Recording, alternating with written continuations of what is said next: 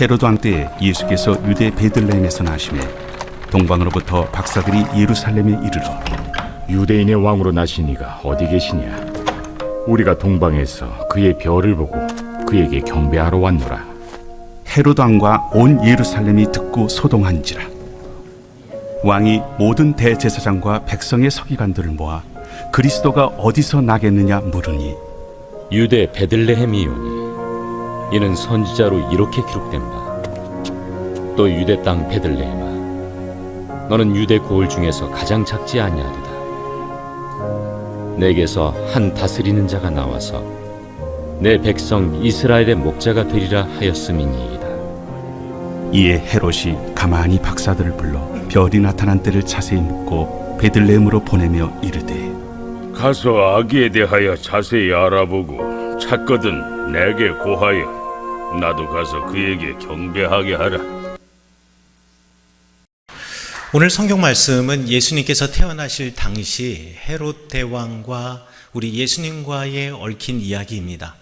우리 헤롯 대왕은 예수님께서 태어나실 때 그 태어나심에 대해서 매우 신경을 썼던 것 같아요. 왜냐하면 유대인의 왕이 태어날 것을 이미 예언을 통하여서 동방 박사를 통해서 들었기 때문에 자신의 자리에 대한 위협을 느꼈던 거지요. 그런데 이 이야기가 끝나고 난 다음 헤롯 대왕이 예수님을 죽이기 위해서 2살 아래의 어린 아이들을 다 죽이고, 그리고 난 다음에도 마음의 안정을 느끼지 못해서 끝까지 이 예수님을 찾아 돌아다닐 것 같은데, 성경에 보면 그 이후로 다음 왕이 누가 태어날까, 내지는 이 예수님이 나중에 성장하면 어떻게 될까 주의 관찰하지 않습니다. 그리고 예수님께서 성인이 되어서 30살이 되어 예수님께서 공생애를 시작하기 전까지 아무도 이 예수님에 대한 관심이 없었습니다. 왜 그랬을까요? 아마 사람들이 기대했던 왕과 예수님이 많은 차이가 있었기 때문에 그러지 않았을까 추측해 봅니다. 오늘 설교 말씀을 통해서 헤롯이 어떤 사람인가에 대해서 먼저 잠시 이야기해 보려고 합니다. 우리가 헤롯에 대해서는 이름은 많이 들었지만 헤롯이 어떤 왕이었는지, 또 역사 속에서 어떠한 평가를 받는지에 대해서는 아마 여러분들 잘 모르실 거예요. 이 헤롯은 매우 유력한 가문에서 태어난 사람입니다. 아버지인 안티파터는 여러분들 한 번쯤 들어보셨을 로마 황제 카이사르 시저의 친구였습니다. 그래서 카이사르 시저를 도와서 이두메 에돔 지역의 왕이 되었고요. 그의 아들인 헤롯은 카이사르 아들과 또 좋은 관계를 맺었습니다. 카이사르의 아들 옥타비아누스를 도와서 이 옥타비아누스가 황제 아우구스투스가 되는데 큰 도움을 준 사람이 바로 안티파터의 아들, 우리 성경에 나와 있는 헤롯 대왕입니다. 그래서 헤롯 대왕은 아우구스투스로부터 에돔 지역뿐만 아니라 유다 지역, 갈릴리 지역, 그리고 아우란티스 지역까지 이 엄청나게 큰 지역을 다스리는 그야말로 대왕이 되었습니다. 그래서 우리 특별히 이 예수님을 죽이려고 하였던 헤롯을 헤롯 대왕이라고 부릅니다. 헤롯 대왕은요, 헤롯은 당대 그리스 문화 또 로마 문화의 영향권 아래에 살면서 그 철학에 심취해 있던 사람입니다. 그래서 그리스의 문화 그리고 로마의 문화에서 위대한 왕이라고 추앙을 받는 가장 이상적인 모습, 그 이상적인 모습을 내가 보여주어야겠다라고 생각했던 사람이에요. 그때 당시 가장 이상적인 왕의 이상형은 무엇이냐? 3가지 조건을 가지고 갖추어야 합니다. 첫 번째는 은혜를 베푸는 왕이어야 되고, 두 번째는 신앙이 경건한 왕이어야 되고, 세 번째로는 도시를 건설하는 왕이어야 됩니다.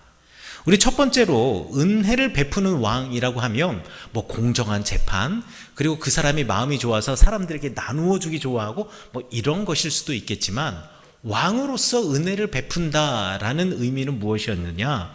시민들을 위하여서 편의시설을 만들어주고 그들을 즐겁게 해주는 왕이 은혜를 베푸는 왕이었다라고 생각하시면 됩니다. 그래서 헤롯이 만든 많은 것 중에 하나, 전차 경기장이 있습니다. 자, 은혜를 베풀고 백성들을 편의를 도모해주고 백성들을 기쁘게 한다? 스포츠만큼 좋은 게 없지요. 그래서 여러분들, 이곳은 가이사랴라고 해서 헤롯 대왕이 지은 도시인데 그 도시에 저렇게 전차 경기장을 만들어 놓았습니다. 저 전차 경기장에 지금 한가운데로 사람이 걸어가고 있는 모습 보이시죠? 저 사람이 점처럼 보이니 저 전차 경기장이 얼마나 컸는지 우리가 상상해 볼 수 있지요. 자, 저곳에서 사람들은 매년마다, 매달마다, 매주마다 열리는 전차 경기를 무료로 관람하면서 야, 우리에게 이렇게 기쁨을 주는 헤롯 대왕 최고야 라고 생각을 했을 겁니다. 그리고 극장도 만들었어요.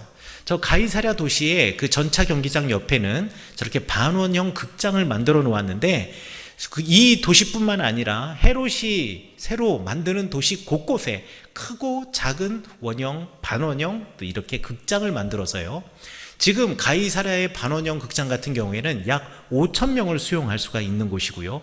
또 적게는 몇백 명 수용하는 극장에 이르기까지 많은 극장을 만들어서 거기서 연극도 상영하고 그 다음에 그곳에서 가수들이 노래도 부르고 연설도 하는, 그러니까 이 백성들에게는 그냥 문화 공연장 같은 공연장을 곳곳에서 만들어 준 겁니다.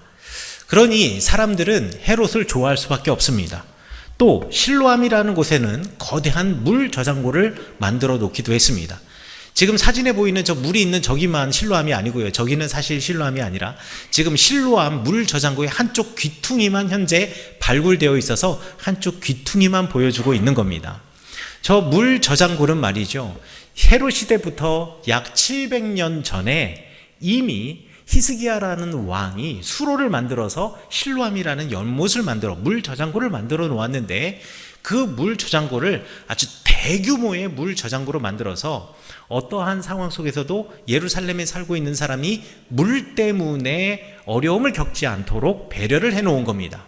그리고 유대 땅 곳곳에 이 상수도관을 만들어서요, 샘에서 터져 나오는 물이 마을 곳곳으로, 도시 곳곳으로 물이 흘러갈 수 있는 상수도 시설을 만들어 놓고 또 곳곳에 이 실로암처럼 커다란 물 저장고를 만들어서 이 광야의 메마른 광야 속에서도 사람들이 물 때문에 고통당하지 않도록 배려를 해 주었습니다. 또 로열 스토어라고 해서, 제가 로열 스토어를 그냥 한국말로 성전의 주랑식 현관이라고 제 멋대로 번역을 해놓긴 했지만, 이 로열 스토어라는 것이 뭐냐면 지금 보시면은 큰 기둥으로 건물이 쫙 받쳐져 있지 않습니까? 이게 전형적인 그리스식 건물입니다. 여러분 뭐 그리스 신전, 판테온 신전, 아르테미 신전 뭐 이런 신전 나중에 혹시 뭐 여행을 가서 볼 일이 있거나 내지는 사진으로 볼 일이 있더라도 거기 보시면 다 기둥들만 보일 겁니다. 저렇게 기둥들을 쭉 나열해 놓고 그 위에다가 지붕을 씌워 놓으면 그것이 신전이 되기도 하고 그것이 거대한 건축물이 되는 겁니다. 성전 마당의 남쪽에 저런 로열 스토어를 만들어 놓고요, 저곳에서 여러 가지 활동을 할 수 있도록 해줘요.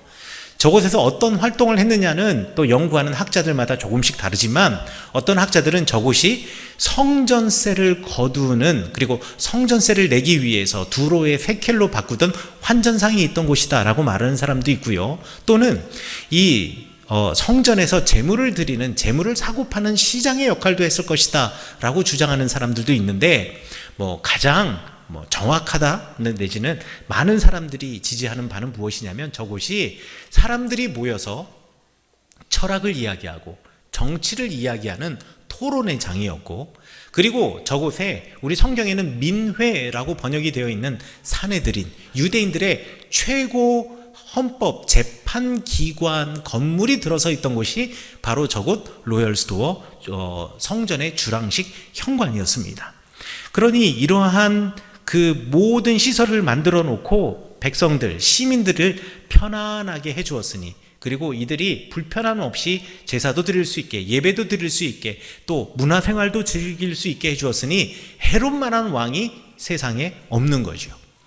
또 이상적인 왕으로 신에게 경건한 왕이어야 한다라고 제가 말씀드렸는데요, 그게 이상적인 왕의 두 번째 조건이라고 말씀드렸는데, 이때 신에게 경건한 왕 헤롯만한 사람이 또 없었습니다.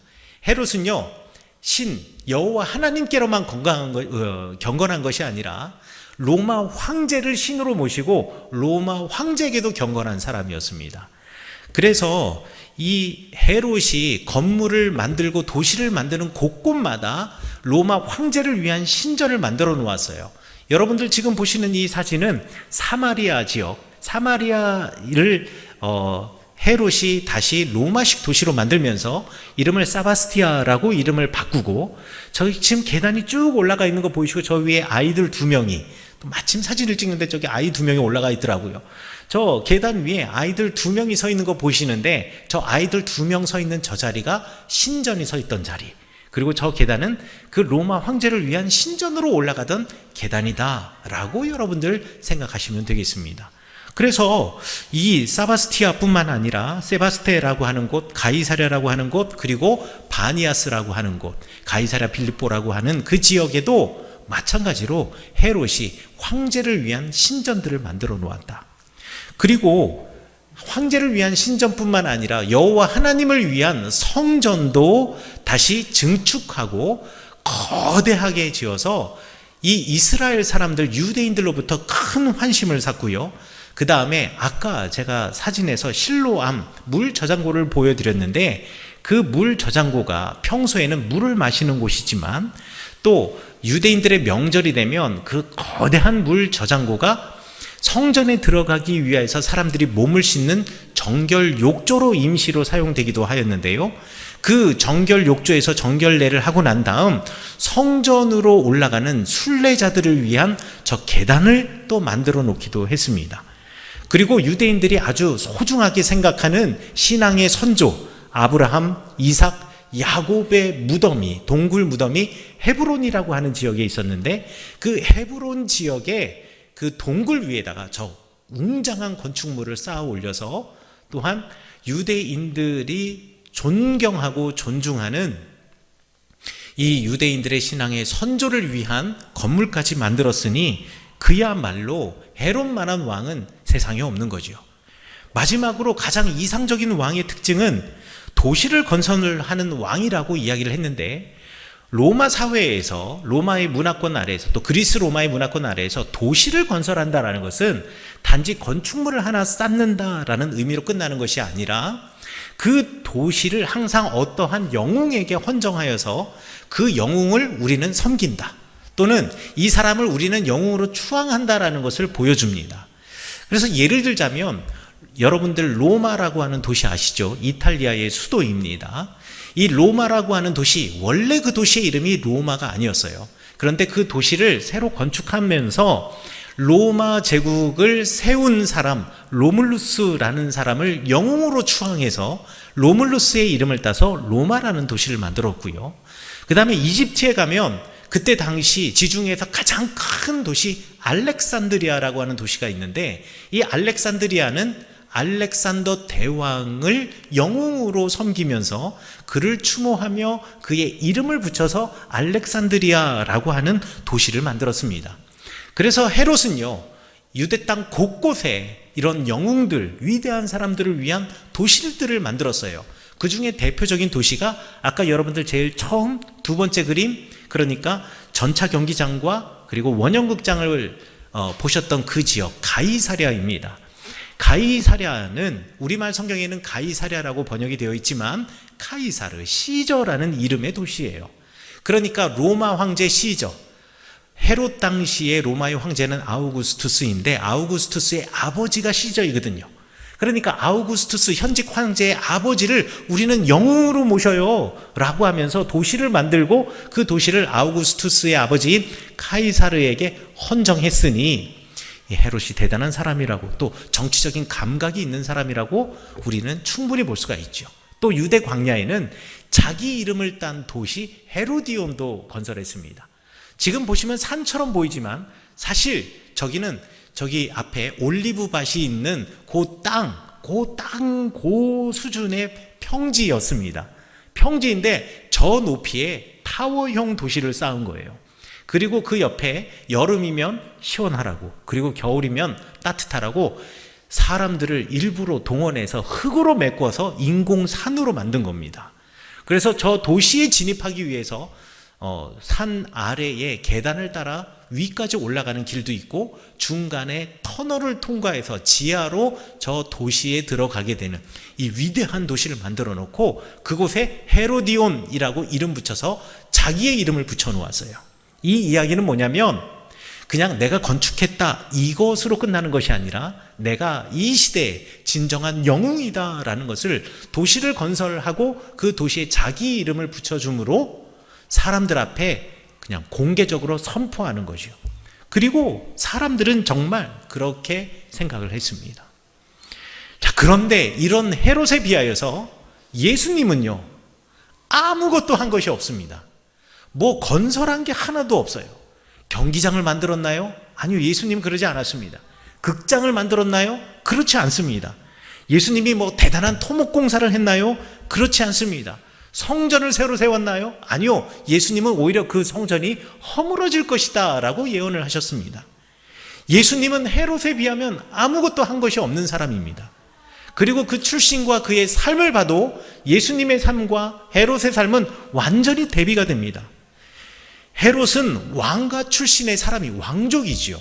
그 당시에 예수님 당시에 왕족하면은 헤롯 가문 출신의 사람이라든가 아니면 하스모니안이라고 하는 헤롯 바로 이전에 있었던 유대인 왕가 출신 정도는 돼야 나 왕족임내 하고 어디 가서 명함을 내밀 수가 있었습니다.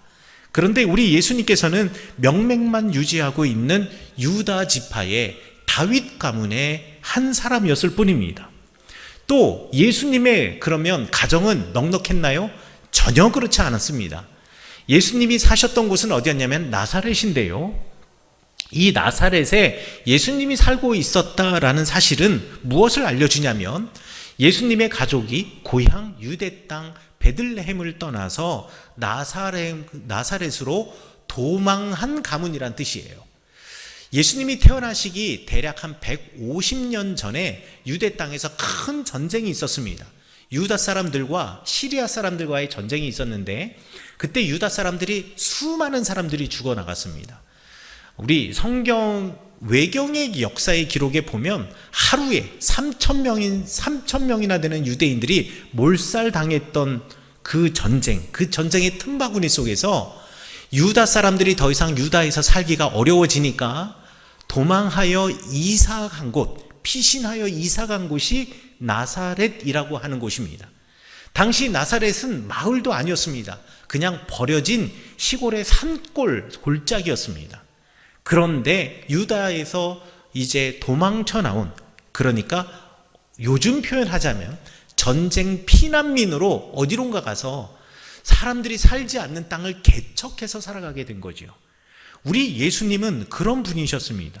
왕궁에서 산 것이 아니라 바로 그런 산골 마을에서 살았고 태어나신 것도 아우구스투스의 명령을 따라 원래 본적지에 가서 인구 등록을 하라라는 말을 듣고 베들레헴으로 가서 마국간에서 따뜻한 곳도 아니라 그 추운 마국간 구유에 누이신 분이 바로 예수님이십니다. 그러면 예수님의 어린 시절, 젊은 시절은 어땠냐? 예수님의 어린 시절, 젊은 시절, 아버지는 기술자였습니다. 우리말 성경에는 목수라고도 이야기를 하고 있는데 그 목수라고 번역이 된 텍톤이라고 하는 그리스어는 기술자라는 뜻으로 돌을 다듬는 사람, 나무를 다듬는 사람 모두를 지칭하는 말입니다. 그러니까 건축업에 종사했던 사람이다라고 오늘날 표현할 수가 있겠네요. 건축 기술자.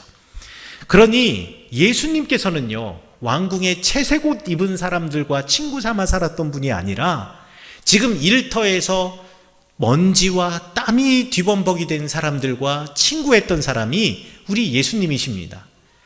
예수님이 태어난 사실은 또 성경에 나와 있고 또 예수님이 30세가 되어서 공생애가 시작된 이후 대략 3년간의 역사는 우리 마태, 마가, 누가, 요한복음에 잘 기록이 되어 있는데 예수님이 태어나자마자부터 시작해서 30세가 되기 이전까지 30년의 기록은 또 우리가 찾아볼 수가 전혀 없습니다.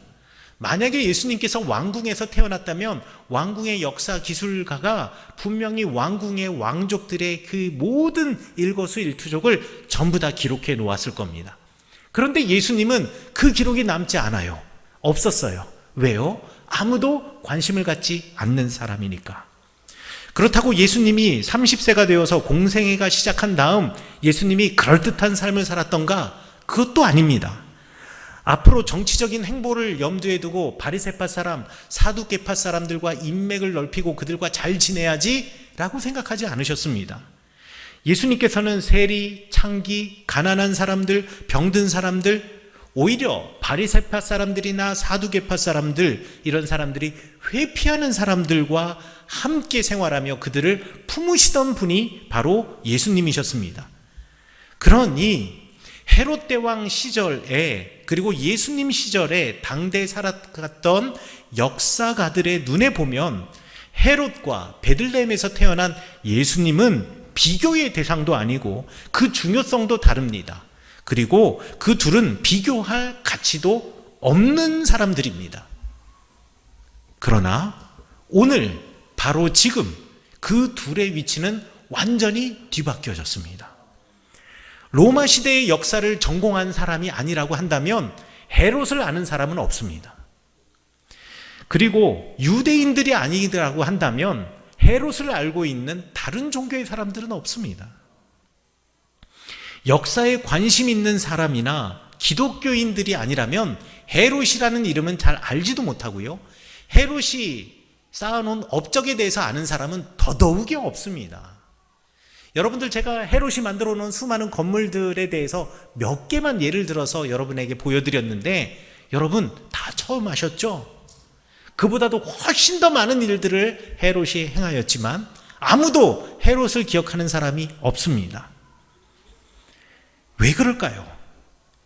헤롯은 뛰어난 업적을 남긴 유적들, 헤롯이 남긴 그 뛰어난 업적들이 있고 그가 만든 많은 유적들은 역사가 되었고 관광지가 되었을 뿐입니다.